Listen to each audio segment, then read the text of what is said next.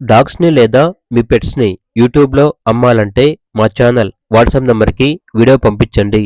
అలాగే ఛానల్‌ని ఇంతవరకు సబ్స్క్రైబ్ చేయకపోతే సబ్స్క్రైబ్ చేసుకోండి. Hi friends, welcome to our channel.